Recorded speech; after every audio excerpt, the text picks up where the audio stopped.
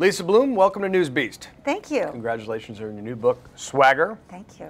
But before we get to this book, you have a new blog post up on the Sandusky trial, which is shortly going to reignite that long national nightmare that we had last year, talking about coaches raping kids. Your three takeaways as a legal analyst, what are you going to be looking for? You know, I've handled a lot of cases of child sexual abuse myself as an attorney, and that's why I wrote that post on Avlon.com, because there are certain myths that seem to me that run through every case involving molestation of children. One is that most jurors tend to think, yeah, child molestation happens kind of out there, but in a case right before them, they never want to believe it really happens, especially if you have a middle-class member of the community who's a successful guy, and that's the case here. So I'm going to watch for those kinds of myths about child sexual abuse to rear their ugly head at the trial. We know, for example, that kids who report abuse tend to do it much later than other kinds of crime victims. They report haltingly, they recant, they sometimes stay in the presence of the molester. And I'm not saying that Jerry Sandusky is a child molester, and that's the question for trial. Right. But I'm going to look for the defense attorney to be vigorously cross-examining all of the accusers, asking them why they didn't report it sooner, why they recanted, why they stayed in his presence. We also know that, as of now, many members of the jury who have been chosen are from the community. Yeah, did that raise red flags for you? Of course. I mean, from the Penn State community. You know, Penn State, it's really almost hard to overstate how important Penn State is in that community. JOPA. Right. It's a college town. It's a tremendously important presence. And that's going to have to weigh in the jurors' minds. Sure, they're all going to say, John, I promise not to take that into account. I'm going to be fair and impartial. But I think in the back of their minds, they're not going to want to rule against a local guy unless the evidence is overwhelming. That's right. Third thing? The third thing is tough cross-examination of the accusers. And a lot of people watching this trial are survivors of child sexual abuse themselves. And they often write to me on Twitter or Facebook and say, how is it possible that the victim is on trial here? Well, unfortunately, that's the way our system works, that anybody who brings an accusation is going to be cross-examined, and it's all about their credibility. We've got 8 young men set to testify at trial. Each of them, I think, is going to be raked over the coals, their credibility questioned, anything they've done in their past is going to be brought into the trial. It's going to be tough to watch. It's going to be ugly. But when you got eight accusers and allegedly a letter, that'll be pretty creepy. That's right. Well, there's a certain dark overlap with your book, because you talk about a boy hostile culture that we're growing up in, and that's certainly what's being alleged against Sandusky. But 50,000 feet, tell folks what your book's about and why you wrote it.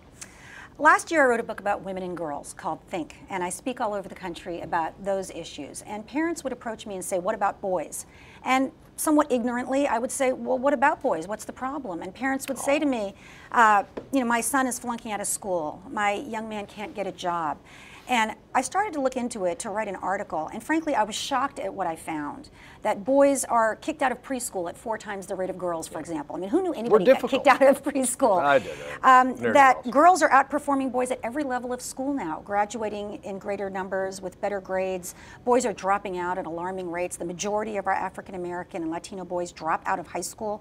And it couldn't come at a worse time when there were fewer and fewer jobs for high school dropouts, even for high school grads. Only about 23% of recent high school grads have full-time jobs.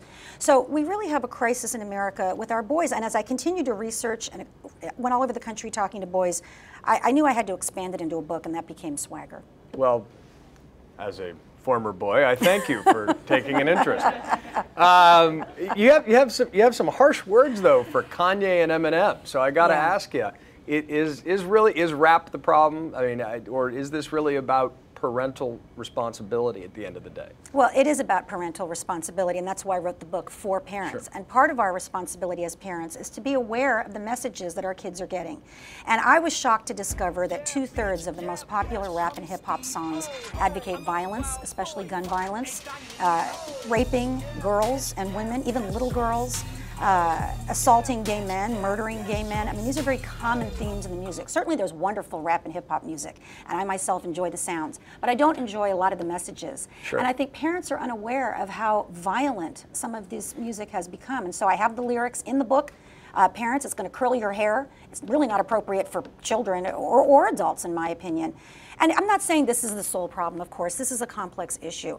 But I think as parents, you know, a lot of us don't take our kids to see R-rated movies, for example, because we don't like the messages, and we don't like some of the messages in the music. I talk to parents about how to engage with your kids about this music. If you see a music video, for example, that demeans women and girls, talk to them about it. Speak up loudly and often for your values, because kids are always watching us as parents to see what their values should be. That's right. Well, people do learn from example. Yeah. Hopefully. Most of all. Well, congratulations on the book. #1 on Amazon.com in U.S. parenting, I understand. It has hit #1 in parenting, yes. I'm very honored. I want to say one last thing really quickly, which is I have a 12-page list at the end of the book, books boys love, because literacy is so important. That's true. Boys have to be reading well by 4th grade, or they're going to have a very hard time all throughout their school career. So I found books that boys really do like, and when they say I don't like to read, it's not true. They just haven't found the right book yet. I can attest to that. Good, I'm glad to hear that. Lisa, thanks for coming in, Newsweek. Thank you, John.